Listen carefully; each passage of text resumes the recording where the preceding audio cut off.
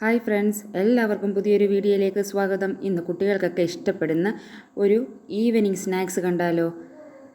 അതിനായിട്ട് 1.5 കപ്പ് മൈദയും 1/4 കപ്പ് റവയും നെയ്യ്, ഉപ്പ് എന്നിവ ചേർത്ത് നന്നായി മിക്സ് ചെയ്തതിന് ശേഷം കുറേശ്ശെയായി വെള്ളം ചേർത്ത് നമുക്കതിനെ ഒന്ന് കുഴച്ചെടുക്കാം. ചപ്പാത്തി മാവ് കുഴയ്ക്കുന്നതിനേക്കാളും അല്പം കട്ടിയായിട്ട് വേണം കുഴച്ചെടുക്കാൻ. എന്നിട്ട് നമുക്ക് റെസ്റ്റ് ചെയ്യാനായിട്ട് മാറ്റി വെക്കാം. എന്നിട്ടൊരു കടായി വെച്ച് അതിലേക്ക് 1 കപ്പ് പൊട്ടുകടല ഇട്ട് നന്നായിട്ടൊന്ന് വറുത്ത് മാറ്റി വെക്കാം. എന്നിട്ട് അതേ കടായിലേക്ക് 1 ടേബിൾ സ്പൂൺ നെയ്യ് ഒഴിച്ച് 1 കപ്പ് തേങ്ങയും കൂടെ ചേർത്ത് അതിൻ്റെ വെള്ളത്തിൻ്റെ കണ്ടൻറ്റൊക്കെ മാറുന്നത് വരെ നമുക്കൊന്ന് ഡ്രൈ ആക്കി എടുക്കാം.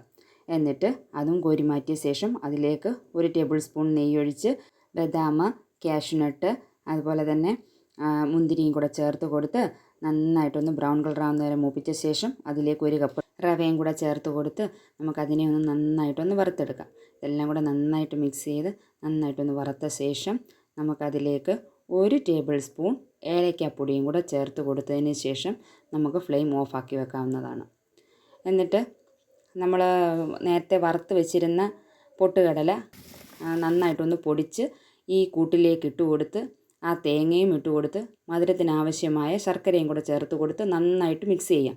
ശർക്കരയല്ല നിങ്ങൾക്ക് പഞ്ചസാരയാണ് ഇഷ്ടമെങ്കിൽ പഞ്ചസാരയായാലും ചേർത്ത് കൊടുക്കാം. ഇപ്പോൾ ഫില്ലിങ്സ് തയ്യാറായി കഴിഞ്ഞിരിക്കുന്നു. നമുക്കിനി കുഴച്ച് വെച്ചിരിക്കുന്ന മൈദാമാവെടുത്ത് നന്നായിട്ട് ഒരു പൂരിയുടെ വലിപ്പത്തിൽ ഒന്ന് പരത്തിയ ശേഷം നമുക്ക് ആ ഫില്ലിങ്സ് ഇതിലേക്ക് വെച്ച് കൊടുത്ത് അതിൻ്റെ ഒരു സൈഡ് മൈദാമാവ് കലക്കിയത് ജസ്റ്റ് ഒന്ന് ഒട്ടിച്ച്, അല്ലെങ്കിൽ ചിലപ്പം എണ്ണയിലേക്ക് ഇടുമ്പോൾ അത് ഇളകി പോകാനായിട്ട് ചാൻസ് ഉണ്ട്. അപ്പോൾ ആ മൈദാമാവ് വെള്ളത്തിലൊന്ന് കലക്കി അതിലേക്കൊന്ന് തൂത്ത് കൊടുത്ത് ഒട്ടിച്ച ശേഷം ഇതുപോലെ ഒന്ന് ചെറുതായിട്ടൊന്ന് മടക്കി കൊടുക്കാം. അങ്ങനെ നമുക്ക് ബാക്കിയുള്ള മാവും കൂടെ ഇതുപോലെ ചെയ്തെടുക്കാം. ഇത് ഒരാഴ്ച വരെയൊക്കെ കേടാവാതെ ഇരിക്കും.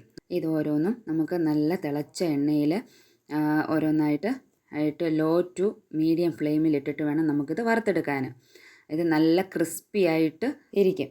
2 സൈഡും ബ്രൗൺ കളറാകുമ്പോൾ നമുക്ക് എണ്ണയിൽ നിന്ന് കോരി മാറ്റാം. ഇഷ്ടമായെങ്കിൽ ലൈക്കും ഷെയറും സബ്സ്ക്രൈബും ചെയ്ത് സപ്പോർട്ട് ചെയ്യാൻ മറക്കല്ലേ. താങ്ക്